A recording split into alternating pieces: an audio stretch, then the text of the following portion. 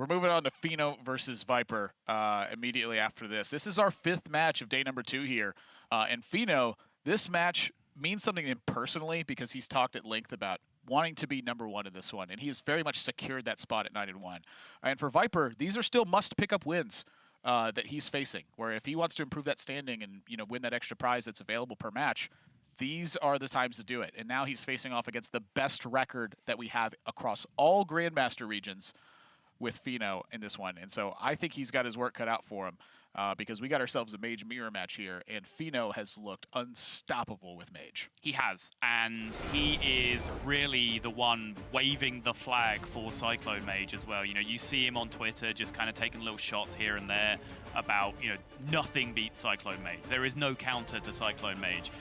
Someone asked on Twitter, I remember saying what would you use to counter Rogue? And there was a poll of 4 options, none of which were Mage. And Feno just replies, Mage. He is fixated on the idea that this is the best deck.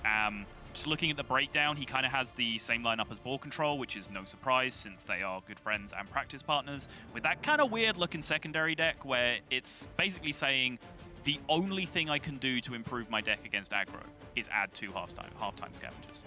Frostbolts aren't better, Doomsayers aren't better than the cards that I have right now. I want these 28 cards and 2 half-time scavengers.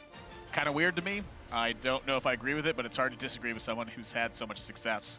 So we can take a look at Vipers and see how it's stacking up against Feno's deck list here. And he does have the Luna's Pocket Galaxy, which I think is one of the biggest talking points, but I'm going to take this moment to put Viper on blast, where he said on Twitter that Mage is easy. And I cannot disagree with anything in Hearthstone more than the time he said Mage is easy. I think this right now, when you have nut draws, sure, that's easy to do. When you don't have the actual ideal draw, to me, this is one of the hardest decks I've ever played. I mean, he brought Rafam to the World Championship. What does he know? I'm just kidding. Wow, I mean, I thought I was putting him on blast. I'll put myself on blast. He's also the runner-up at the World Championship, which kind of indicates he knows what he's talking about. But the real big talking point here is the tertiary deck, where 2 questing adventurers come in, 2 snap freezes come in. Those are pretty common techs to see in anti-mage. In itself, he has the advantage because he has that anti-mage build, whereas Feno kind of doesn't. But then there's a mana worm thrown in there as well on top of those. It's still good enough. Thoughts, Admirable? I think it's quite smart. Okay. I've kind of been a fan of when I've seen the mana addicts for mirror matches as well. I've kind of been taking a peek at how some of the practices have been going, and I won't divulge who it is that's doing it because I don't want to give away their secrets of practicing with me and thus having wacky ideas all the time. But they came with a double mana addict secondary deck, and I was looking at it, and we were in a Mage mirror, and I was like, I don't think I can win. And it's exactly what they just blasted off with just Ray of Frosting randomly, and I was like, I'm at 7. It's like turn 4. I've actually had that same thought. I played a couple of games on ladder with mana addicts in my deck, and it was during the time where everyone was bringing the frogs into their deck, and it was just a 2 mana 1/3 that had an effect when you played spells, and I wasn't really a big fan of it. And I started looking at it, I was like, 2 mana 1/3 that has an effect when you play spells. I feel like in a lot of these situations, I'd be happier if this was a mana addict than a frog. Yeah, and honestly, the mana worm makes a lot of sense because with the mana addict, you need repetitive damage with it, and so it's turn after turn. With the mana worm, that damage sticks around. With the mana addict, it comes in a burst. Yeah. So if you had more burst damage in the deck, I think mana addict would be much more of a consideration. But honestly, just to supplement the questing adventure package, I think having a 2-drop that it is majorly threatening in this matchup is a good idea. I am very interested in it, but we will have to wait because, of course, this is Specialist. Both players must start out with their primary deck. And as Admirable set up, the big difference in the primary deck, Luna's Pocket Galaxy on Viper's side, no such thing on Feno's side. And now it's time to put Boston on blast as well. He said it was a bad card. Yeah. But honestly, we looked for counterpoint. I can't remember which player it was who won with Lunas in their deck, and we asked them, and the answer was, yeah, I'm not sure. It's fine in there for now. Yarla. Was it Yarla? Okay, yeah. There you go. The answer was, it seems fine. I'm not going to sit here and defend it. Just not sold on it. There at the moment, yeah. Just not sure. So we haven't really had a staunch defense of Luna's Pocket Galaxy. Which if Viper wins, maybe we can get one. Honestly, that is something that's quite surprising to me too. Is that Yarla of all people would bring a card that he's just, I'm not really sure. I think a lot of the time there are cards in decks that you just think yeah, there might be a better card than this, but for now it's fine. I'll focus on replacing some of the cards that I don't think are fine. Fine is what it means, right? It's fine. It's acceptable. It's fine. You can function with This it, is you know? fine. You have a limited amount of time of preparation. Yeah, everything's on fire around you. It's fine. Yeah. And Fino, very much with a Fino-style opening hand.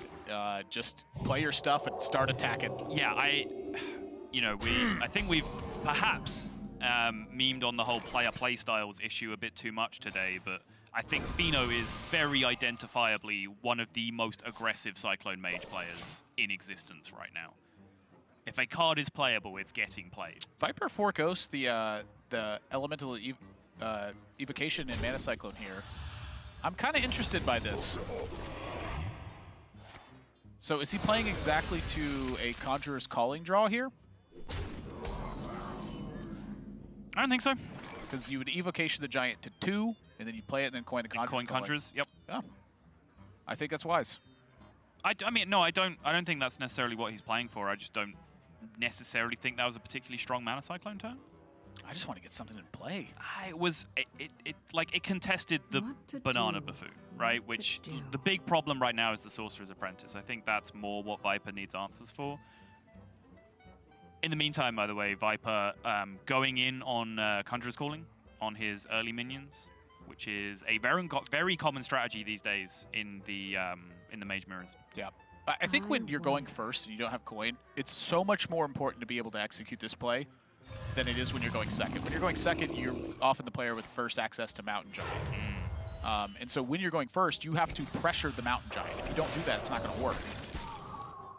And so I see now the save of the Mana Cyclone is also you get the follow-up of when you get to play Mountain Giant, and you have to Ray of Frost to defend yourself, you get a bigger payoff with spells, and you have a Mountain Giant developed, which means the spells mean more. Right. I think it's just a better Cyclone turn this turn than it was last. I don't think there was any like huge fancy reasoning to it. It's just. And I'm certain it's easier for him than it was for me. Viper is very much a player who is extremely confident in his iterations, where he understands the matchup and he has specific goals that his cards want to accomplish.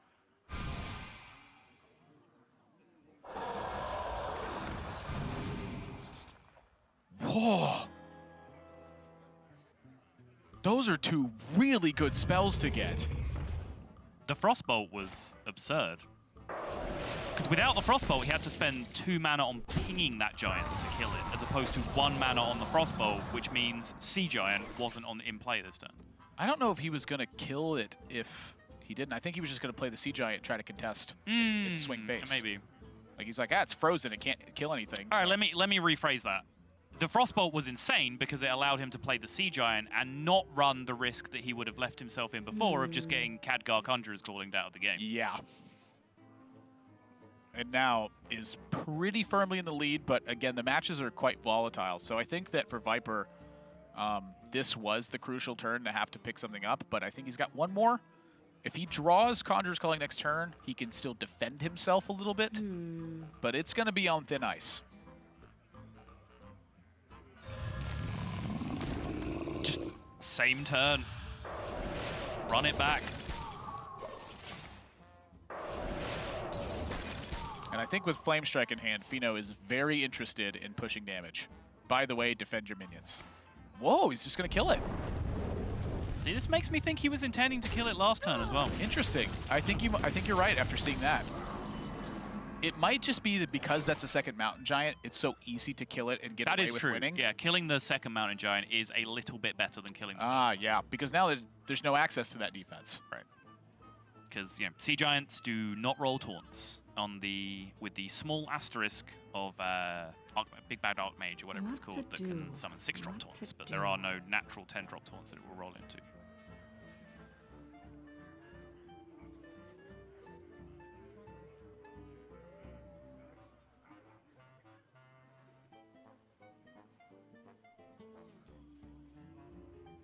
And if you ever needed confirmation of my statement at the start of this game, which was Fino is identifiably the most aggressive mage player you will see, if he has a card that he can play, he will play it. Look at the game state. He has 2 cards in his hand. Everything he's had, he's just put into play. Except things that don't have attack. Except things that he didn't have enough mana left to get into play. Just Flame Strikes 1 minion, he's like, yeah! He did Flame Strike 1 minion. I know! That's exactly what happened. He's like, Yeah, get it! 6 mana, 4 damage. Let's go! Blow up a thing.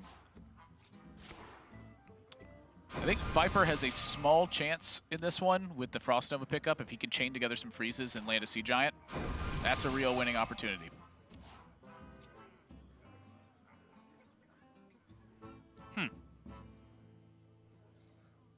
Curious there after the first AI if he wasn't just supposed to Ziliax into the 2-2. It felt like the most, you know, the highest tempo play, the most, how he could make Viper's turn the most awkward. I wonder if he now having to double Ray of Frost this 2-2 instead. See, that's what I'm thinking. I'm wondering if he wanted to reduce the number of minions in play. So it's mirror image math that you have to think about now, right? If he leaves the 2-2 up and develops a minion, or he develops a minion to replace the 2-2's presence, does mirror image Sea Giant Frost Nova stuff become relevant? So it would cost 6 right now. Sea Giant, mirror image would take it down to 4. He would have 6 mana remaining, so he still can't Sea Giant Conjurers after that, for example. He still can't Sea Giant Frost Nova after that. So it would be a Khadgar mirror image Sea Giant Frost Nova? And I think we're getting into worlds that no human being would or should ever play around. Ever is a strong word. If it's the only way you lose, you play around it. That's obvious. I mean, this did exactly play around Khadgar, Mirror Image, Sea Giant, yes. Frost Nova. And I think that is a coincidence. I do not think that is what Fenomeno is playing.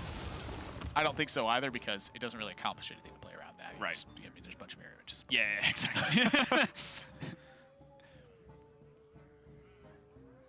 Do you answer back with your own Khadgar Mirror Image in order to stay on the board? Probably not, because you have a damage lead. So I'm wondering if Mountain Giant here is just the thing you're going to do.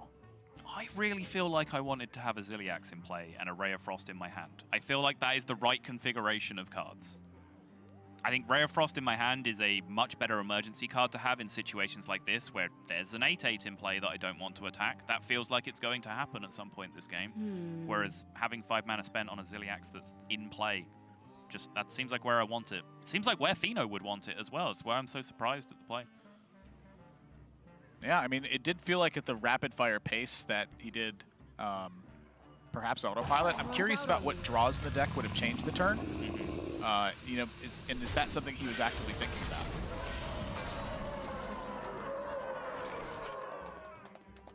Because now for Viper, he has a chance to turn that aggressive initiative on.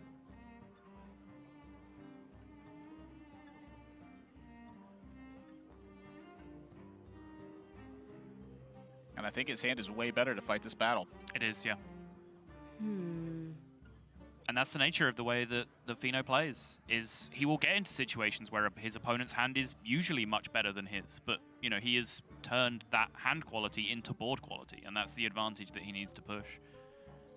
But that one single turn from Viper just created enough of a stalling mechanism that he had to get there. Also worth talking about in Mage Mirror is that a lot of the time you will choose not to attack into your opponent's mirror images because it just clogs up space on board for them to not do insane things like, you know, Khadgar Conjurer's calling. They just have a bunch of their own 0/2s on board. But Fino is just so locked into being the aggressor in the way that this game has gone that he just feels like he has to push through the taunts and push damage. Wow, Viper trades off the Mountain Giant. I am really surprised by that because I just don't know where he gets the aggressive initiative. So is he relying purely on a card advantage battle now? Because he doesn't have any Mountain Giants left. Right. So he's got 1 Sea Giant left? Let me look at these decks real quick. I don't know about this. They both have Archmage. I wonder.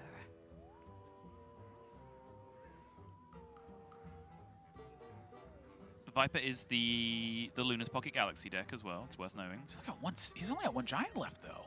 He does still have Antonidas left, though. And this is something that is very true. If you can just pare down a Mage Mirror to the point where the threats are all exhausted, 1 mana Antonidas just solos the game. That's definitely a true story. I mean, if you can pare it down to nothing, I mean, the 7 mana Antonidas can easily... Yeah, no, that's also fair. Okay, this got wacky. Got wacky real quick. Whoa. I feel like they're all pointing at each other right now. Like, if there were Khadgar heroes as well, I mean, that's really the only way I think this is could there get more confusing. is there a Khadgar present? Could Khadgar raise your hand, please? Yes. Yeah, hello. Yeah. Just 4 of them. And Fino, you know, I think pretty obviously unhappy with the state of the game where he's just gassed out. And Viper has the freedom to move forward. And you see his plan now coming to fruition. If you kill everything, what are they going to do? Yeah, you dealt your damage. I don't think Fino had the liberty of playing this differently, though. The turn to really look at was the Ziliax versus the Ray of Frost. I agree with everything he did up until that turn, I think, yeah. What to do? What to do? And I don't know how big an impact that would have on the game. You know, the way it's panned out, like Viper has kind of willingly traded away his own giants anyway, so they didn't really require freezing, which would be the big upside of, you know, maintaining that Ray of Frost in hand. Well, I guess that's kind of a nonsense argument, because if you freeze them, then they can't be traded into your giants, which is what Viper used them to do. Fino, just the Frost Nova, you know, likely an irrelevant draw right now, and his mana is so awkward. You want to play Mountain Giant, you want to ping so you can swing for 8. What to do? But you don't want to play the What Mountain to Giant do? because Mirror Entity's the thing, but you don't want to swing for 8 because Vaporize is the thing. Also, by the way, that is Vaporize. Yeah, you don't really want to do anything in Fino's spot. Yep. And that's where that aggressive potential, then you look down and go, what happened? Like, this felt like it was so easily handled by Viper in the grand scheme of things. Like, it looked like he might have been in trouble, and instead it was just power through. Time runs out on me.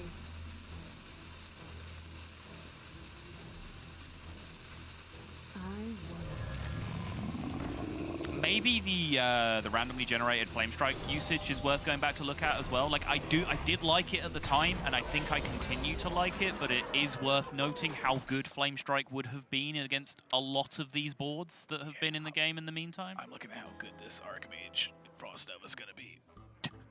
What has happened to your voice? It's just so devastatingly powerful. This is my Archmage Frost Nova voice. I mean, he's getting old, man. He's been around for 5 more years, and look at him already. He's got the... Like, how long can he live for? It's fair.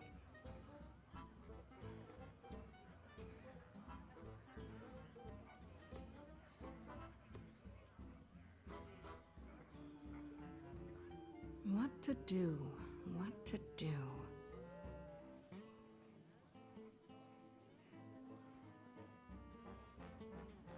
You require my assistance. Yeah, we do. We don't have any giants left. Yeah, I'd struggle to even, like, hypothesize what other alternate lines Viper was considering that turn. We know that he's a very slow, considered, thoughtful player. It's just nothing else looked in any way powerful with Okay, him. that wizard is 1 turn late. You require my assistance. Are you sure about that? I'm fairly sure. I feel like a wizard arrives precisely when he's meant to. I usually feel that way as well, but again, there's a Vaporize down. Uh-huh. So you're not suffering any damage from an attack on the opposing side. You get to kill an Archmage Antonidas and a Sea Giant here. Or if you want to, just do other stuff. I mean, the Archmage is dying.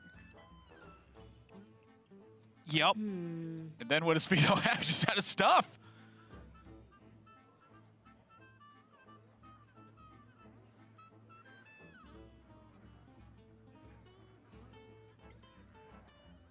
Viper's got to think about options off Magic Trick, too. Like, which ones of them are relevant? Should you be Conjurer's Calling instead? No, I feel like it's just Fireball, Ping Fireball. I think that almost solves the game from this position based on remaining tools for Fino. But I guess not, because he loses his Antonidas here as well. If Fino... Yeah, actually, sometimes he doesn't lose his Antonidas. Sometimes Fino just says, okay, I call out your secret. This is my win condition, hit face. Well, he knows it's not splitting image, right? Because he attacked the mirror entity? Yep. Yeah, and that's exactly what Fino is going to do. Oh, he And was he's going gonna for get the bad lethal. news. Yep. You win. Yep. The most sarcastic round of applause you will see all day does come out from Fino. Viper, stoic, thoughtful, considered as always, but he is the victor there. And again, Maybe it is easier than I thought. I mean, he literally just traded everything down. Yeah. Maybe we're all just dumb. Maybe trading is just better and my whole life is a lie.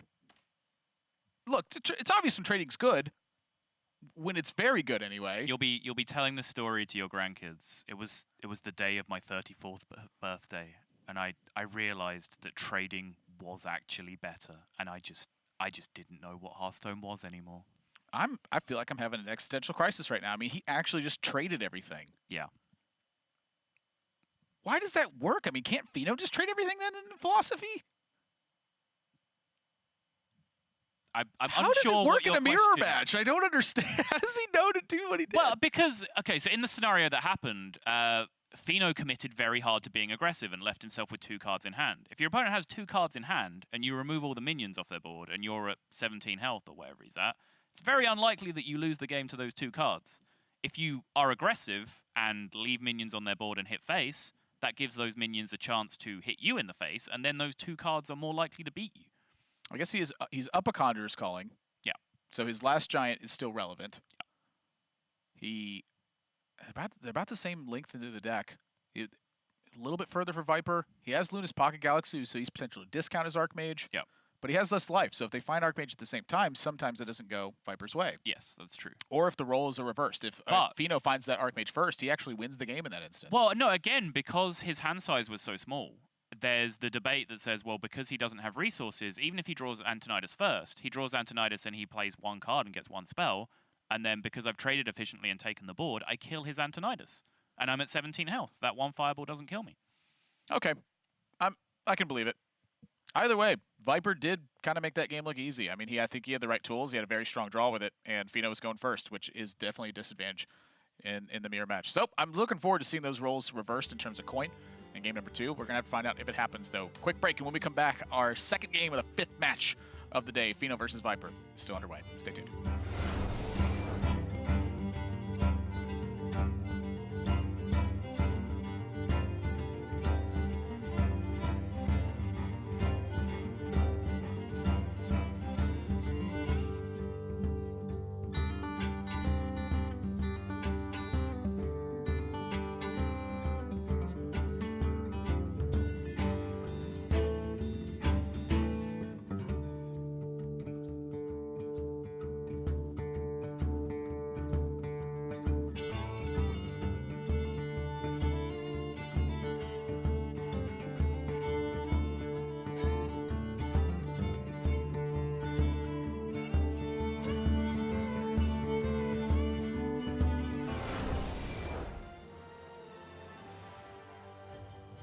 My name is Christos Sakopoulos.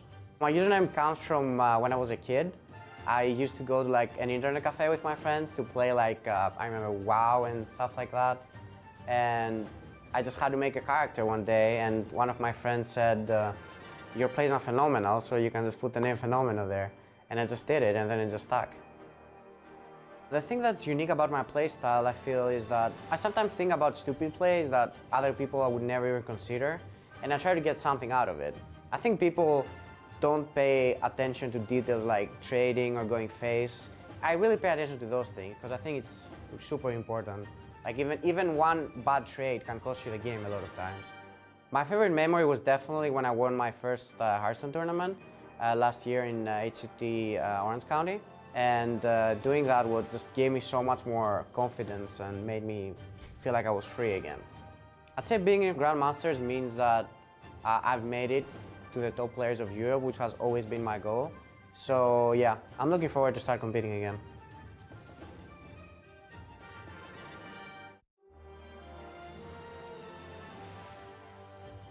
My name is Tom Val, my handle is Viper. My username is just one of those boring stories where it's a 12, 13-year-old kid makes his first WoW account basically. You gotta pick a username, taken. Is this Viper taken? Oh, Viper's possible, nice, okay, whatever. It's a generic name, it's fine.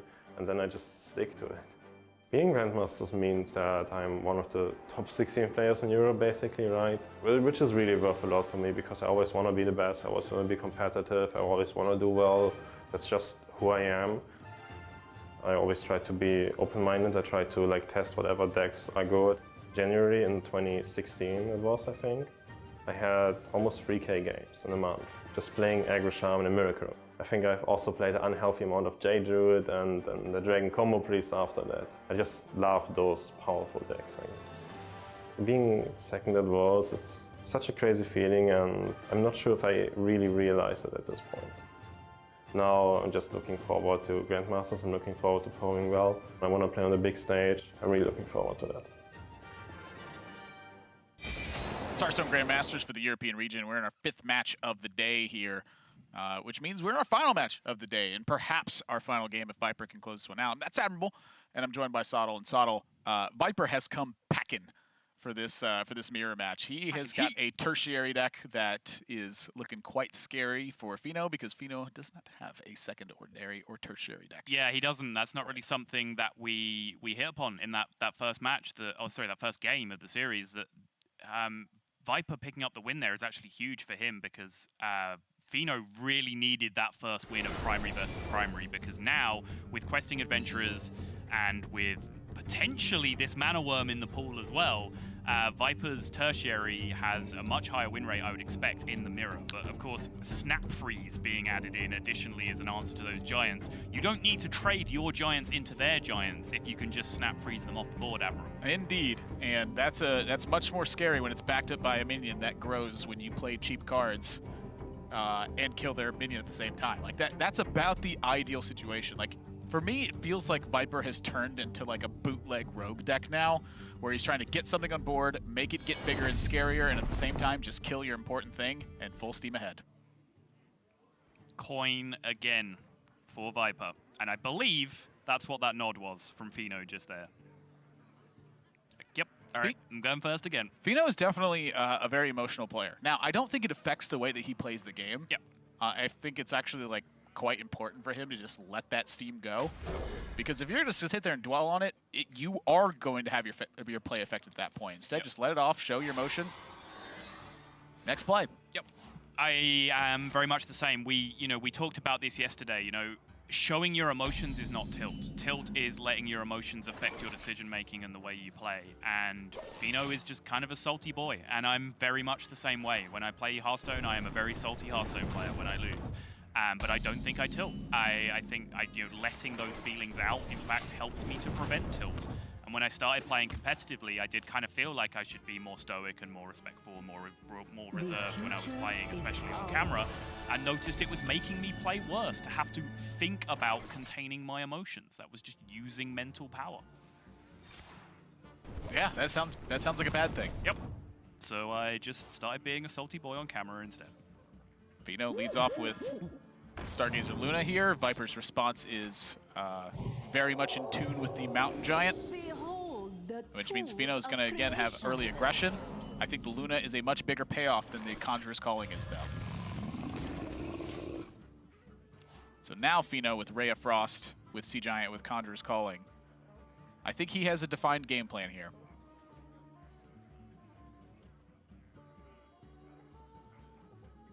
Viper, however, if this Mountain Giant goes unchecked, has a Conjurer's Calling of his own. Yes, he does.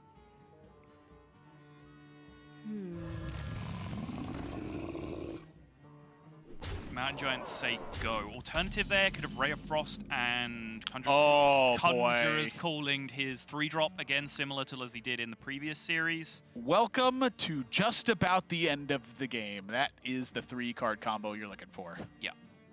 And for those of you who like to indulge in a little Schadenfreude now and again, make sure you keep an eye on Fino's reaction when this happens. Now, that being said, Fino does have 2 Sea Giants and a Conjurer's Calling of his own, so he can respond to this, but you need a big response immediately because you're just under pressure.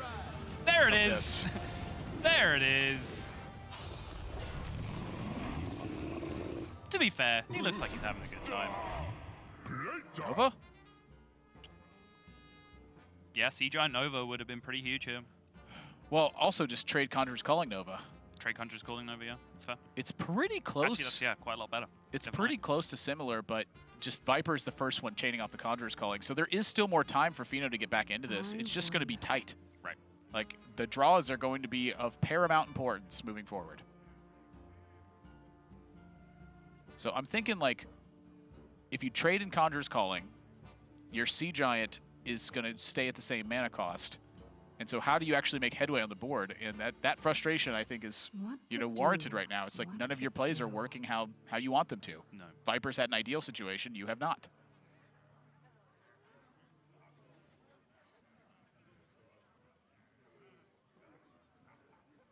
Oh, you know how I could have predicted that last game? Look at Viper's shirt. Right in the middle. Time runs out on me. It's only like I currently have papers on my desk that are covering exactly that spot on the screen, which is, I'm going to claim why I have not noticed and made that joke yet, because that is too perfect. It's Kylo Ren. Traitor! Yeah. That's how I feel when I see people trade. No!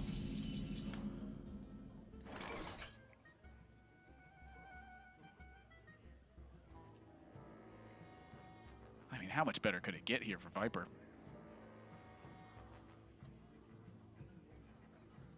Add some freezes, maybe? Yeah. I mean, you're staring at a pair of snap freezes, and you're Yeah, like, where is Ray of Frost? I think Ray of Frost and Frost Nova are about the only cards that improve this hand right now. All right, well, Bino needs to draw some freezing. Viper says, you know what, Khadgar, you've done your job. Yeah, he's actually going to shut off Conjurer's Calling. I think this is quite wise. Yeah, I agree. Which puts Fino in a position where he desperately needs a freeze.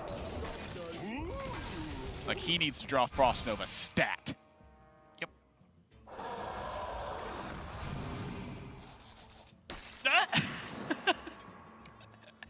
That's not Frost Nova. Well, the two most irrelevant Pyroblasts I've ever seen in my life, but amusing nonetheless.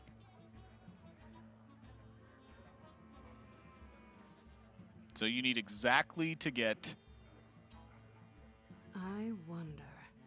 the big bad Archmage and summon taunts, like Sunwalkers or Safeguards. Because you can freeze 2 more minions, so you can play Sea Giant and Conjurer's Calling. You have 2 mana left over. To freeze 2 minions. Yeah. You're at 29. So you need 2 big bad Archmages that both roll you 6 mana taunts. Doesn't one of them work? I mean, one of them might keep him alive this turn. I'm not interested enough in counting whether that's the case. I'm looking I at- think he needs 2.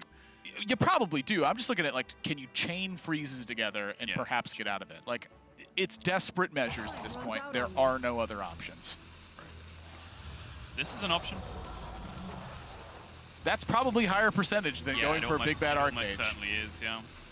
You win. Nothing gives, though. Viper forces his way through game number 1 via attrition, and game number 2 just has the nuts. It's worth pointing out, I'm not going to ask Viper about this because it's such a pedantic thing that it doesn't make a good interview question. But I will point it out But I because will point I it am out pedantic. that, like, when you're that far ahead in a game of Conjurer's Mage, sometimes you should just not have a 2-drop on your board, because that can happen, right? Like, that is a loss condition that Viper presented for a bunch of random spells, which were how often relevant in the game? Almost never. Yeah, I'm gonna reference a point here where Psycho talked about this, because Derek and I did ask him about it, and Okay. he mentioned that there still is comeback potential on the other side if you don't launch Mana Cyclone stuff, and he said he felt the percentage was better when you give your opponent the unlikely Doomsayer position versus when you fail to generate spells, and as a result get a weird tempo situation where your opponent just has a giant Conjurer's Calling and a freeze or something like that. Okay. I think in that position, Viper might have been free to forego it because there was no giant on the other side. Right. And there's not space to make giant and stay alive. I in that actually situation. do remember that conversation you had with Psycho, but I don't remember the board state he was talking about. But obviously, there's a sliding scale, Yeah. right? Where It was you know, quite similar. you lose opportunity by not generating spells, but also those spells will still come later. Your Cyclone will still be available to do something at some point in the Yeah. game. They don't just disappear into the ether. Just tempo stuff. You're not going to ask about it, but I'm going to. Viper, Okay. can you hear us? Hey, here you guys. Congratulations on your win. You made it look pretty darn easy, so I'm eating my words on calling you out on saying Mage looks easy. Talk to me about game number 2 with the Mana Cyclone play. We're obviously debating a very meticulous point, which is should you be giving your opponent the percentage on a Doomsayer Conjurer's Calling position? Talk to me about your thoughts on that. Basically going into that turn, I mean, I'm in a very, very favorable position, right? But if I don't play the Mana Cycle, I have 6 minions, he has 1 minion, he plays double Frost Nova, I assume he plays his main deck and he's enough cards in hand so he can just theoretically develop a giant Frost Nova next turn, take a value trade and have his own Katka Calling or have another Frost Nova. And like playing around cards that potentially are in his deck seems just rather likely than playing around the Doomsayer out. And when I don't go for the mana cycling that turn, my hand is kind of just nothing. Like I don't have any spells left, I don't have threat left. So I just wanna, like as long as I hit a freeze myself or polymorph or like snap freezes, like whatever removal cards, and I can probably deal with the 1 minion he can develop behind the Frost Nova, I think I'm good.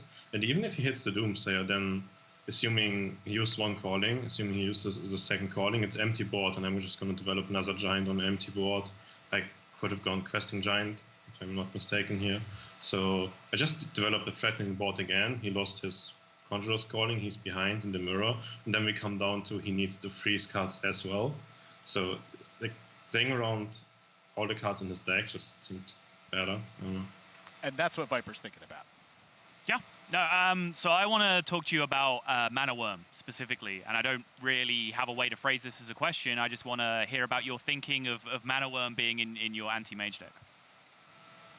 I think the first game we played was a good example for this card because any high pressure 2-drop is really, really good in the Mage Mirror on play, since you're kind of in a bad position if you're on play. You can't go for your Mountain Giant plays early on. The only thing you have is Sorcerer's Apprentice into like 3-drop Conjurer's Calling, then pressure the other guy out. Or maybe you have the same hands and you draw an additional freeze card, but you just have to have a better opening hand going first. And those high pressure 2-drops, they kind of like enable you having those hands. Because questing is obviously a good decision. You're going first, the other guy does nothing on 2, and you play the questing on an empty board. And then his only out is the Ray of Frost, and he cannot go for his Arcane Intellect or Banana Buffoon. The same thing is with Mana Worm, it's just slightly worse, but it also comes down a turn earlier. You can legitimately just play Mana Worm, they can't answer that, they can't even Ray of Frost kill it. And if they want to develop a giant into the Mana Worm suddenly just trades giant or gets 10 damage face. Those all sound like great arguments for Mana Worm being at 2 mana instead of 1 mana to me. Yeah. So I'm really happy about that. Now about your record, you move up to 7-4. Is that correct? Yeah. Okay, so 7-4 now. Obviously, you're looking pretty solid for playoffs. Do you feel like these next couple weeks are going to be harder for you, or do you feel like it's going to be about the same thing? You know, obviously, I think the players in contention are taking it about as seriously as they can right now. I think the hardest thing is probably tomorrow for me, because if I would lose to Bunny, then we're on the same score, but he has the direct tiebreaker over me. So then it would kind of become difficult, since I'd have to go 2-0 the next week, or like I have to win more than him in the next week, basically. So I think I can either get my hopes up or down after tomorrow. So, well, just get your hopes up regardless. Just win your more matches after that. Make it look easy like you did today, because honestly, you've just been playing so well, and sometimes I watch you and it does look easy. Viper, congratulations on your win, and I look forward to seeing you play Bunny Hopper tomorrow. thank you.